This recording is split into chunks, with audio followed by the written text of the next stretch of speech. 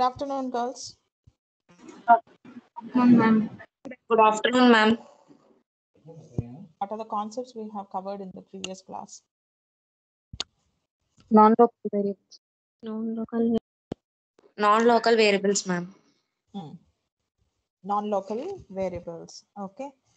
So the concept of non-local variables is clear to everyone, right? Yes. Yes, ma'am. So from the beginning of this particular unit, we have been seeing many topics. We have seen the function, what is the need of a function. We have what is a function definition and declaration, and what are actual arguments, formal arguments. And then we have seen 4 types of arguments. The first one is the regular arguments or the positional arguments, then default arguments, and finally the variable length arguments. And then we to understand what is a global keyword and non-local keyword. And we have understood the scope of a variable and the lifetime, what is meant by the lifetime of a variable. Then we have understood when to use this global keyword and when to use this non-local keyword. So the next topic from your functions is lambda functions, which is also called as anonymous functions. You also can say that it is anonymous function. Why we are saying it is anonymous is because it do not have a name. The functions that we have seen so far do have a name. After the def keyword, you give the name of the function, and the function is identified by the name of the function. If you do not give the name to a function, then the functions become anonymous. So there is a different strategy and there is a different syntax of how you need to define this lambda functions. And there is a way to call these lambda functions. It's not similar to how you do with the normal functions. They are different than the normal functions. So let us look into several points associated with the lambda functions, and we'll see certain programs associated with the lambda functions. So lambda functions are not declared as other functions using def keyword. So there is no def keyword associated with the lambda functions. But to create a normal function, you definitely have to use this def keyword. But to create the lambda functions, instead of def keyword, you will be using lambda keyword. So if you just go through the list of the keywords of Python, you'll be seeing the def keyword as well as the lambda keyword. The lambda keyword, the spelling is LAMBD BDA. Okay, so this is the lambda spelling. So you'll be using all lowercase. So that keyword you'll be using to create anonymous functions.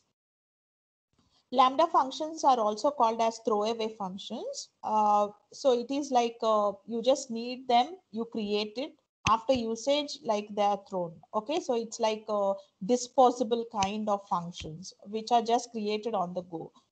And the lambda functions are added in Python due to the demand from the Lisp programmers, because Lisp programmers are do have in Lisp programming there is a concept called lambda. So they want lambda functions so to shift from Lisp to Python, they felt that lambda functions in Python would help them. Okay, so because of the demand from the Lisp programmers, lambda functions concept has been added into Python.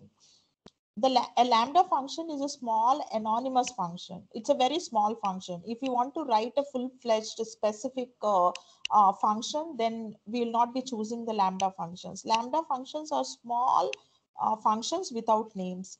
A lambda function can take any number of arguments, but can only have one expression. So this is very important. So lambda function can contain only one line without written statement. So all these are the rules like you need to follow while writing the lambda functions. Lambda function can contain only one line. You cannot extend the function to the next line and all that. That's why we are saying it's one-liner functions. So lambda functions are also called as one-liners. They are also called as anonymous. They are also called as throwaway functions. They are also called as small anonymous functions. So the meaning of all these statements is that they're very small. They are created on the go, used, and later you don't require them. So for such kind of situation in your application, you'll be creating a lambda function. And lambda functions cannot access global variables. Lambda functions cannot access global variables. It is useful because you may not want to use these functions again. So that's what I'm telling you, that you're just creating them on the go as per the requirement, you don't want to write a very full-fledged normal function, there is only one expression to be evaluated, then create this normal, then create this lambda functions and use it. Okay, so these are also called as IAFE, which means that immediately invoked function execution. Why I am saying that these are IAFE is because like the normal functions, you don't require a function call. You don't require a function call. As they execute, they're called. It means that as they're executed, they're called. Immediately invoked function execution.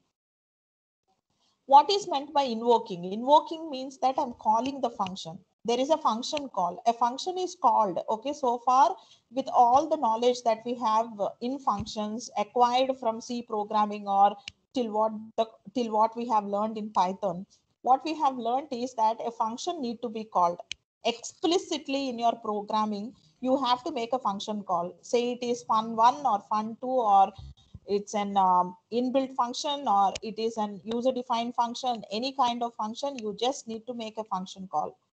Only when you call the function is invoked, meaning that the function is called, and the function invoked means that the function is executed. But lambda functions do not require a function call. You don't need to make an explicit function call. As they execute, they are invoked. That's it. Okay, so that's why we are saying it is IAFE, which means that immediately invoke the function execution. And let us look into the syntax of the lambda functions. The syntax is that I'll be using the lambda keyword. So lambda keyword is there and followed by the arguments. So these arguments needn't be put in parentheses. You just will be putting them one after the other separated by commas. All the arguments, you can have any number of arguments. That's what I told you here. A lambda function can take any number of arguments. So it can take any number of arguments. So all the arguments that you want into this particular lambda expression, you will be giving it one after the other separated by comma. You needn't put them in parentheses and all that. Do not put it like that.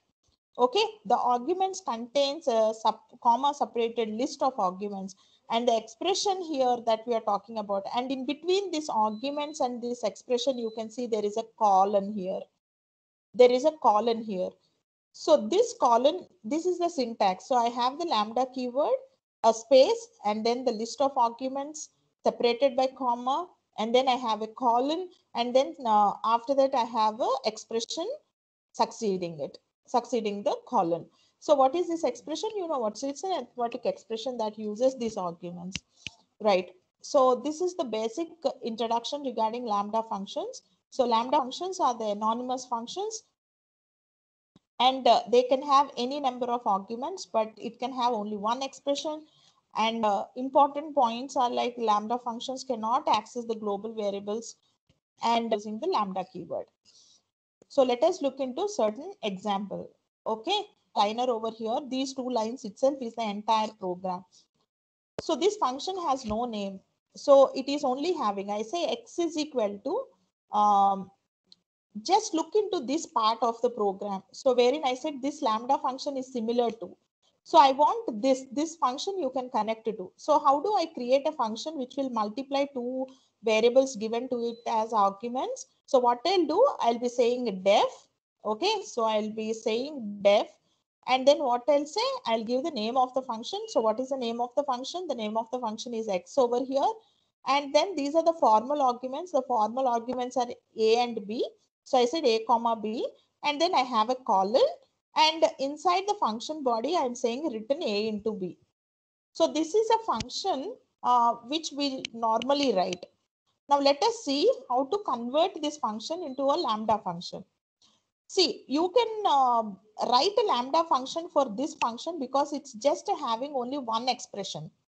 What is the expression over here? A into b is the expression. So this function is having only one expression. So when, according to the rules of the lambda function, a lambda function can have only one expression, right? And it can take any number of arguments. So this can be converted into a lambda function. So how do I write it?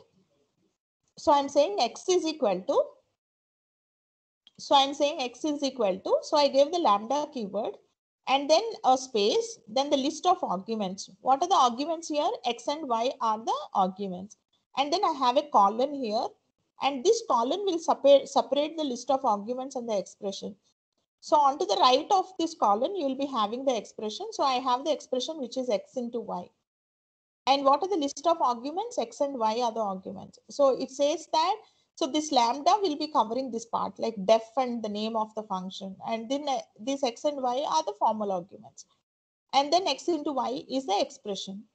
So what will happen as soon as this statement is seen? That's why I told you, like it is invoked. The function is invoked as it is executing. So what happens?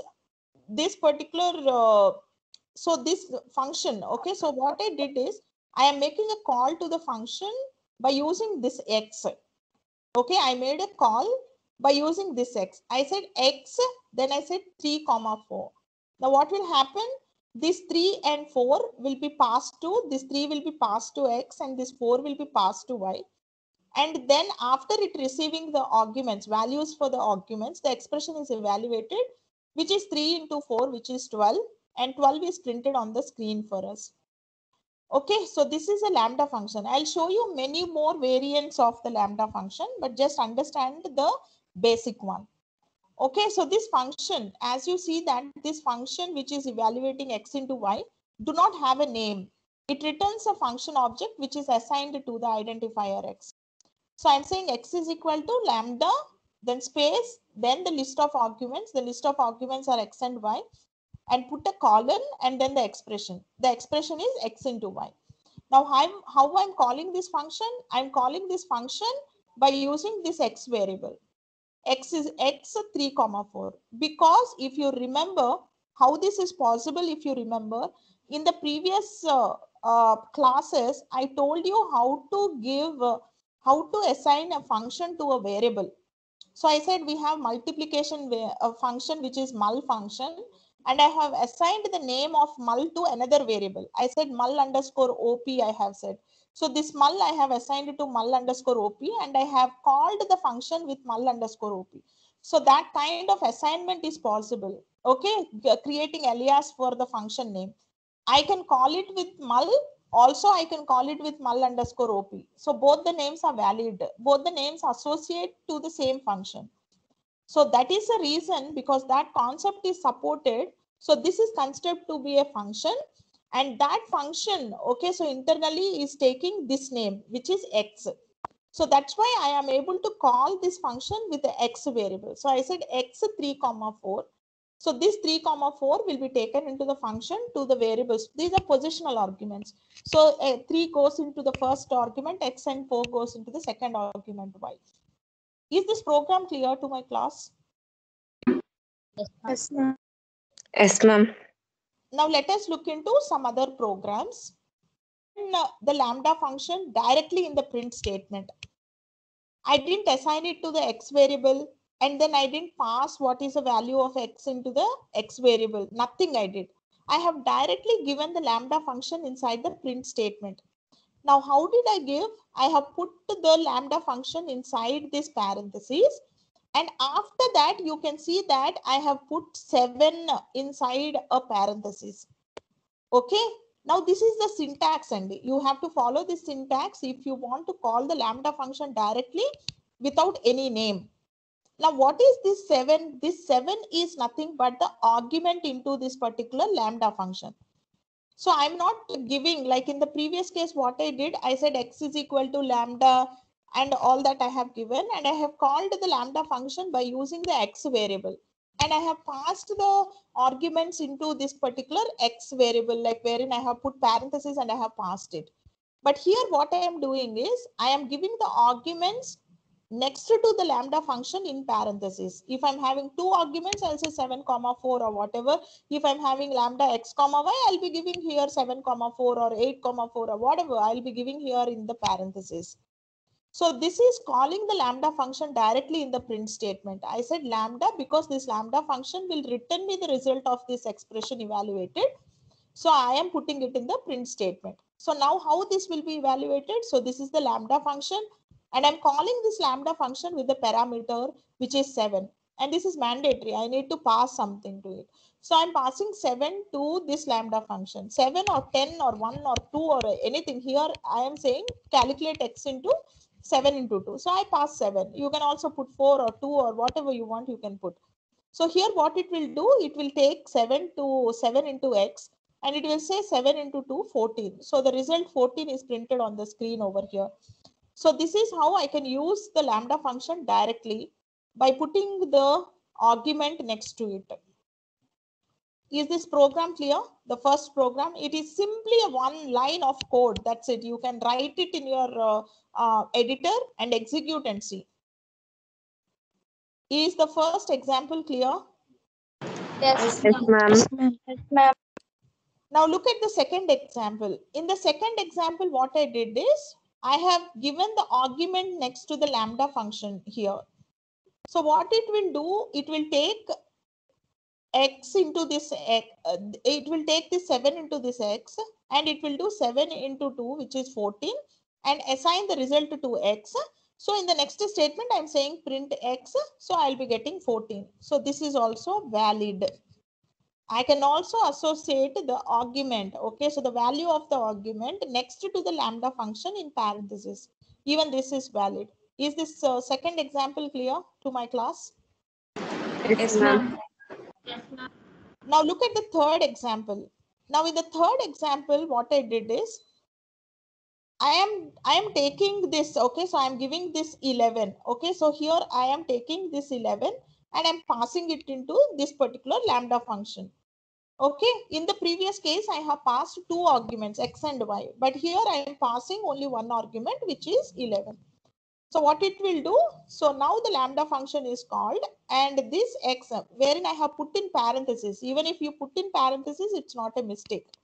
I just wanted to show you that. Okay, so this 11 will go to this x variable, and 11 into 2 is 22, so I got 22. So I'm asking it to print the result, so 22 is printed on the screen. Now coming to the last example. So in the last example, I am making multiple calls to the lambda function. So I am passing, in the first call, I'm passing 11. In the second call, I'm passing 5. And in the next call, I'm passing 4. You can use this lambda function wherever you want, but generally the purpose of creation of the lambda functions is just to create, use it, and then forget about the lambda function. So that is the main purpose of using the lambda function. So you won't be requiring to call it again and again. But if you want to call it again and again in your program, you can absolutely do that. It's not like you create and call it once and leave it off. No, it's available to you. So first thing is I called it with 11. So what it will do, 11 into 2, which is 22 is printed. And the next call, I have passed 5, 5 into 2, 10, and 4, 4 into 2, 8. So 3 times the function is called, the lambda function is called. Programs clear to the class? Yes, ma'am. Yes, ma'am. Yes. Now let's look into this program. Okay, so this is a program where I am using 2 lambda functions inside my program. So the first lambda function is where I'm saying sum is equal to, so I said lambda x comma y, wherein it is just doing the operation of summing up two variables. And in the next case, I'm saying diff is equal to, which is the difference calculation. So this lambda function is doing the difference. It's saying x minus y. So next what I did is the small number is, okay, so I am saying what is a small number among this sum and diff and all that I'm trying to calculate. Now what I said in the first case, I'm calling, I have a full-fledged function over here. So this is my full-fledged function. So this full-fledged function name is small. So you can make out the differences between the lambda function and the full-fledged normal function. So the normal function I have to associate with the def keyword, and this I'm associating with the lambda keyword. Okay, and there is no name for the lambda functions, but there is name for the normal functions, wherein I'm saying the name of the function is small, and I have to call this function with this name only. And there are two formal arguments a comma b here, and I need to pass these two arguments. Now, how I'm passing these two arguments? Now, this is the call to the function. So I'm saying in the print, just look into the print statement here. In the print statement, I said the small number is, and then I said small, And then I'm passing two arguments over here. What are the two arguments? The first argument is the call to the first lambda function. And the second argument is made calling the second lambda function, which is diff. Now 4 plus 5 is taken into the sum, where this sum will become 9 now. This will return 9 for me. And the difference over here, like 20 and 5 I have passed this. So the difference will do 20 minus 5, which is 15 for me. Okay. So this small function is called on these two lambda functions. Okay. So the written value from this lambda functions is taken as an argument into the small function. So the first argument is 9 and the second argument is 15 now. So these are positional arguments. So A will be taking 9, A will be taking 9 and B will be taking 15. So now A and B have got their values. So A is 9 and B is 15. Now I'm checking for the condition. 9 is greater than 15. So what it is false, right? Okay, so what it is doing, the condition goes to the else part and it is returning A. We know that A is smaller. You can also say A is less than B and return A. Okay, so your logic is your logic. However you want to solve this, you can solve this. So what happened? So the return, so this is returning something. What it is returning? It returned A for me. So what is the value of A? 9 is the value of A. The small number is 9. So that's what I got as a output. So here in this example, you can very clearly see that I'm using this lambda function to solve small parts of your normal function. So this can be one of the advantages of the lambda function or usages or purpose of the lambda function. If you are asked in the interview, you can give this example wherein you can say that I'm using the lambda function to solve small computations in a normal function. That can be your answer. Yes, ma'am. Now let us take a look into very important concept of the lambda function and an interview question. Lambda function is that we can pass a lambda function as an argument into the higher order functions. Higher order functions means that normal functions as arguments. So these are called as higher order functions. So here we are saying that lambda functions are generally used as an argument to the higher order functions. What are meant by higher order functions? Higher order functions means that the functions which take functions as arguments, those are called as higher order functions. You can also use these lambda functions to compute certain parts, okay, small tasks it can do for the normal functions. Lambda functions are used along with the built-in functions. Lambda functions are used along with the built-in functions. Especially, this is an interview question only. What are the built-in functions that use lambda functions? The built-in functions that use lambda functions are filter function, map function, and reduce function. So these are the functions which use lambda functions, meaning that filter is a high order function, map is a higher order function, and reduce is a higher order function. These three functions will take lambda function as an argument. So let us see what is the filter function. I am just giving you the example of filter function. You can explore the map function and reduce function. Anyway, we will be looking into map and reduce in the future classes. So I just wanted to show you this usage of the lambda function here. So I'm just touching it with the filter function. The filter function in Python takes in the function and a list of arguments. So here you can see that it is taking an argument. What is the argument? It is taking function as an argument and some list of arguments. Okay, right. The function is called with all the items in the list and a new list is created which contain items for which the function evaluates to true. Let me explain you this line with this particular code. So take a look at this particular code wherein I'm having a list with 1 to 10 numbers. So I have a list. L is a list. You can see the square brackets which says that this is a list. So L is a list with numbers from 1 to 10. So what I did, just come from the inner part of this particular function call and then we'll move outwards. Okay.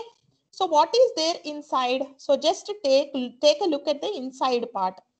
So inside this particular part, we are having filter. So filter is the name of the function. You know that very well. So it is filter, and filter is taking two arguments over here. So filter is a function which is taking two arguments over here.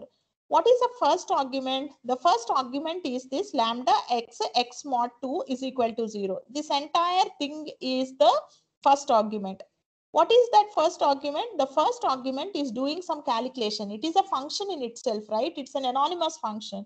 When I say lambda x mod 2 is equal to 0, it's an anonymous function. So as I said, the definition of filter function takes in a function and a list as an argument, right? So the next parameter inside the filter is L, which is nothing but the list that I have created. So I am passing in the list, and also I created a lambda function over here. Let me tell you how this executes. This lambda function will iterate through the list of items that is provided over here as an argument. This lambda function will take each and every element from the list into this particular X, and it will calculate some computations that you mention over here in the expression part. So this list is like an argument. This list is like an argument into this function. First, we passed this list into the filter function. Now this list is taken into the lambda function. So what did we write in the lambda function? We said x colon x mod 2 is equal to 0. So I want to check for a condition. If this condition is true, then I want to keep it. Else I just want to ignore the element from the list. So the first element it will take is 1. So x is now holding 1. 1 mod 2 is equal to 0. So it is 1. 1 is equal to 0. It is false. So 1 is ignored. Now it will take the next element in the list. The next element in the list is 2. So I am saying 2 mod 2 is equal to 0. It is true. So what happens? It is taken into X. A new list is created. So I already told you. And returns a new list. New list is returned. So a new list is returned. So that's a functionality. That's a description of the filter function. So the filter function will return the new list. Now I'll tell you, I need to typecast it with the list typecasting here, because the filter will return the object. So I have to convert it into the list. So that's why I'm saying I'm using the list explicit casting over here. If you are not giving this list, it will return the object. Filter object will be shown here in the output. But I want the contents inside the object, right? So to get the objects in the contents in the object, I need to use this list typecasting. So I hope everybody understood this line. X is equal to list of filter of this lambda function comma list. Is this line clear to everyone? Yes. Yes, ma'am. Yes, ma'am. So 2 is taken into the list, and then it takes 3. 3 is not equal to 0. So this 3 is ignored. 1 is ignored. Okay, so not taken into the list. 4 is taken into the list. 4 mod 2 is equal to 0. Yes. 5 mod 2, no. 6 mod 2, yes, it is taken. 7 mod 2, okay, it's not taken. It's not equal to 0. What all elements a reminder is 0, it will be taking in the list. 8 it takes into the list. 9 no, okay. Then 10 it takes into the list. So X will be containing the elements 2, 4, 6, 8 and 10. So I said the even numbers from the list are, so I just have printed X over here. So the list is printed. So this is the application of the lambda function. So what is the application of the lambda function? Lambda function application means that where it is used. So lambda function is used in the functions, built-in functions like filter, map, reduce. As they take in function as an argument, you can pass this lambda function as an argument into these functions. Not only that, filter takes only lambda function. It can take some other normal written functions also. Don't think that this filter function will take only lambda function as an argument. No, it will actually take another function also as an argument. Normal functions also filter function will take as an argument. But here we are showing an example of the filter function wherein it is taking lambda function as an argument. So is this concept clear to everyone? Two more examples. So here I have taken a function. Okay, so the function name is square, and I'm taking a as a formal argument here. And inside the function for returning, I am using the lambda function. this is also totally valid. You can use lambda functions inside the functions to return something also. So what I want to do, I want to do certain computations, which is power of x, and then I want to return the result. So I just have written the lambda function followed by the argument. So here the argument is a. So what will be a? So when I make a function call saying that square of 7, so what will happen? The call is made and the control goes here, and 7 is assigned to 7 is taken into a. Now a is holding 7. So I'm calling this lambda function on the variable 7. So what will happen? 7 into 7, right? So I got 49. So 7 square, which is 49. So I can use the lambda functions in the return statements of the normal functions also. Particular example. In this example, we are having two lambda functions. One is assigned to x and the other is assigned to y. So in the first lambda function, we are saying x into 2. In the second lambda function, I am saying y into 3. So I need to pass x as an argument here and y as an argument over here. So these are the two lambda functions. Okay. So now I have one normal function. So the name of the function is fun, which is taking a function and an argument. Okay, so here f is considered to be a lambda function. So f and n. So the normal functions also can take lambda functions as an argument. So inside this fun function, I am saying f of n. Okay, so here I am making a call to the lambda function. So just we'll see how this is happening. So this is the first call to the fun function. The fun function is the normal function that I have given, wherein I am saying x and 7. So we know x is nothing but the lambda function. So f is now nothing but the lambda function. And n is 7 over here. Okay, f is x and n is 7. Now in the print statement, I am saying f of n, like how I have done square of 7 over here. So I am saying f of n. What is f? F is nothing but x. So which means x of n.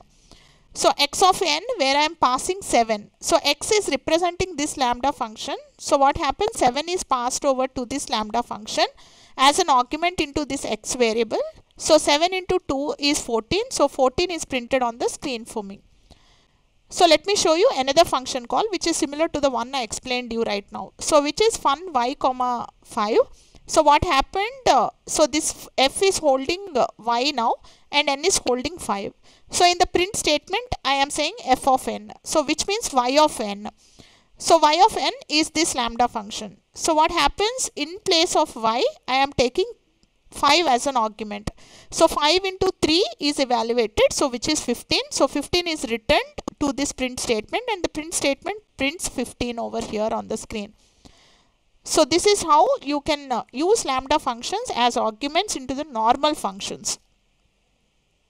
However you want. It is whenever you need some specific, whenever you need some tasks to be performed, you can use this lambda functions like one-liner functions, or you can directly do the learned. Like you can use lambda functions as arguments, you can use lambda functions as one-liners, you can directly use lambda functions inside your print statements, you can pass lambda functions into the built-in functions, into the normal functions.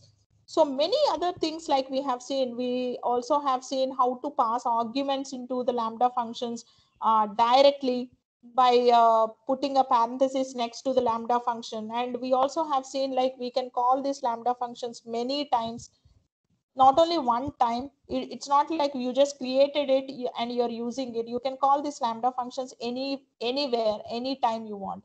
But the purpose of writing the lambda functions is just for that time's being sake. Okay, so this is all about lambda functions. So I hope everybody in the class understood what are lambda functions. Is this clear, ma? Okay, let me show you. Let me show you some more examples of the lambda functions. Okay, so here, so lambda without arguments. So here I don't have lambda, I don't have arguments into the lambda function. So if I don't have, just follow the syntax. You can also have lambda functions without arguments. So I will be simply saying lambda and the list of arguments are not there. So you just ignore it and put a colon directly. Okay, so according to the syntax, I have lambda followed by the list of arguments, then a colon, and then the expression, right? So just ignore the list of arguments, just take it off. So lambda, colon, and then the arguments. And here the arguments are, since you have not mentioned the arguments, you have to give the expression directly. Okay, you cannot say A into B again. If you say A into B, it means that you definitely have to pass the arguments. I think this is clear, very logical. You just have to make it out. So I said like 8 into 9, 8 into 9. So I'm directly giving the values. If I'm directly giving the values, then I don't need to mention the arguments over here. But if you are mentioning the arguments, definitely you have to pass the arguments, or else you have to mention the values of the arguments here, and you have to give the expression on the arguments itself. So this is lambda without arguments. Okay, so this is totally valid. You can directly say 8 into 9 and all that, right? I mean, I just wanted to tell you that lambda functions do exist without the arguments also. And it is not a mistake, because why we are learning all this is they generally give these questions in your placement to touch to okay, now what touching each and every part of the concept. I can simply give you one or two placements, so that's why I'm giving you each and every possible case of the concepts. For everything I'm giving you a lot of programs, just to variations of the programs, just to make your understanding more clear. So this is valid, I'll get an answer. Okay, right. In the next case, what I did is I am just calling the sum function. So this is a built-in function. So you can also have the built-in functions inside your lambda functions. So I don't have arguments here, but I'm calling the built-in functions on this particular range of elements. So the range of elements are from 1 to 10. And I said sum it up.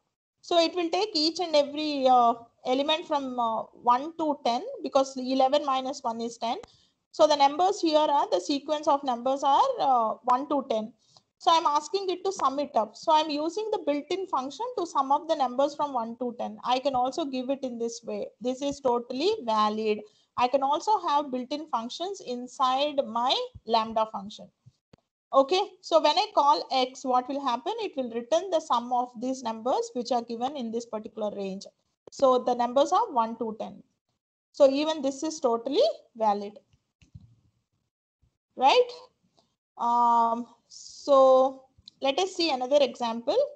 Nesting of lambda functions should be avoided, but it is possible. Okay, so nesting of lambda functions is possible. You can nest the lambda functions, but it should be avoided because there can be situations where it creates recursion. Maybe you're having 2 or 3 lambda functions and you're calling one inside the other, automatically it becomes a recursion, right? Okay, so if A is calling B and B is calling A, then automatically it is a recursion. So they entered into a loop.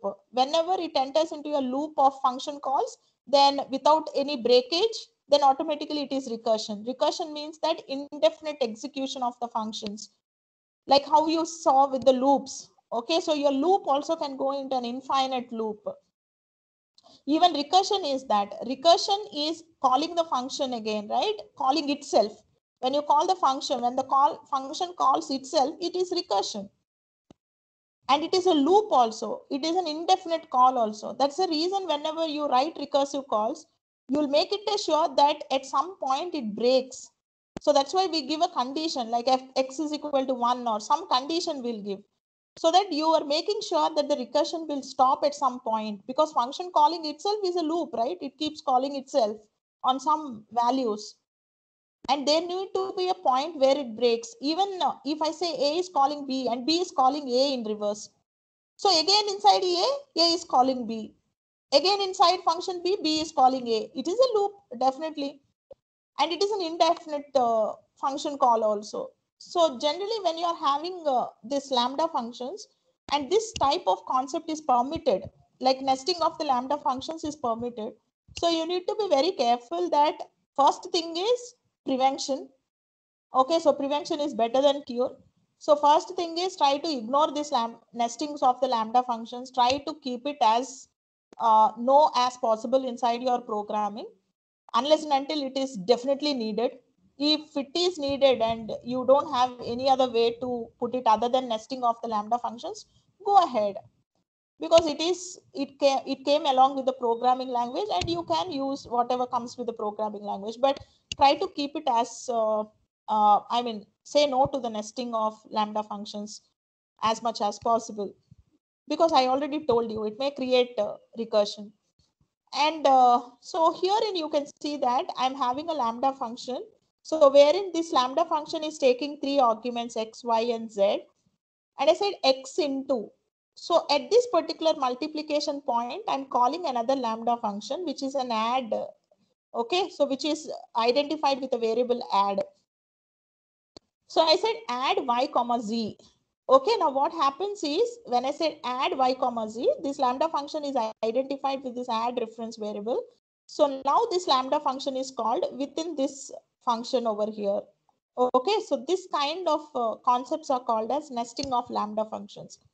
So this expression can be evaluated only if I know the result of this add y comma z. Okay, so this lambda function can evaluate only when I know the answer of this add y comma z or y comma z. So only after knowing that result only I can proceed further in this outer lambda function. So I have an inner one nesting, which is add lambda function, and the outer one is like doing some multiplication with the results obtained from the inner one. So after it gets, okay, so now the control comes over here wherein I'm passing this y and z into this inner lambda function, and it is taking this y and z and performing some sigma, okay, some addition between this y and z and giving the result back. So this x into will now proceed further because I got the result here. So after that it does the multiplication, give the result, and the result is now into this mul, and I am printing this mul. Okay, now what happens is the function call is over here. So I'm saying I'm calling mul because this is the identifying variable for the function, and I'm passing three arguments. This 4 is for x, and 2 is for y, and 3 is for z. And then I said my expression is x into, and then I said y add y comma z, wherein I have passed 2 comma 3 into this particular inner lambda function. So 5 is returned. Okay, so this inner lambda function is returning 5 for me. Okay, and what is the first argument? X into 5, right? What is x? X is 4. So 4 into 5 is 20. So it is printing 20 on the screen for me. So this is how nesting of the lambda functions can take place. You can also have how many ever you want. You can nest how many ever you want, but make sure that there is only one expression. This is the rule we have seen in the beginning of the introduction to the lambda functions, that I can have n number of arguments, but the expression need to be only one. Okay, and in the Yes, ma'am. yes. Okay, fine. So this is the end of the lambda functions. Please, I have noted down the programs. Please execute the programs and check it once, because your hands-on experience will give you more knowledge, will make the concept sit in your brain. Okay, so that's it for today's class. In tomorrow's class, we'll continue with the next concepts of functions, like how to give the doc strings and what is recursion, how you write recursive programs in Python and all that. We'll continue in the next class.